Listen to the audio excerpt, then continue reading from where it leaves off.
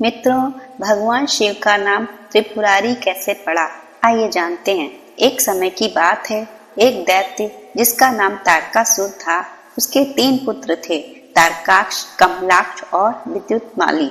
जब भगवान शिव के पुत्र कार्तिकेय ने तारकासुर का वध कर दिया तो उसके पुत्रों को बहुत दुख हुआ।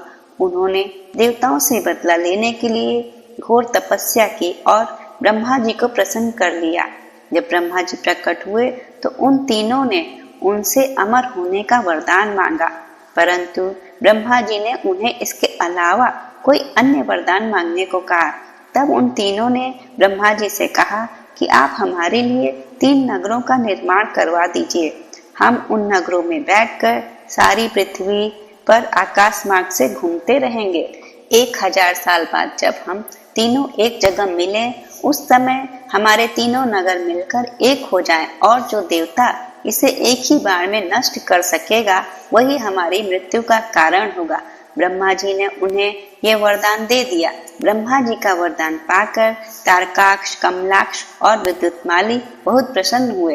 ब्रह्मा जी के कहने पर मैदानों ने उन लोगों के लिए 3 नगरों का निर्माण किया।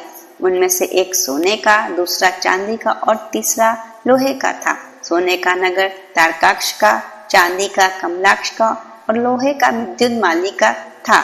अपने पराक्रम से इन तीनों ने तीनों लोकों पर अधिकार कर लिया।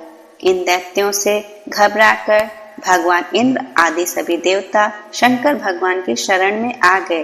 देवताओं की बात सुनकर भगवान शिव त्रिपुरों का संहार करने के लिए तैयार हो गए। विश्वकर्मा ने भगवान शिव के लिए एक दिव्य रथ का निर्माण किया।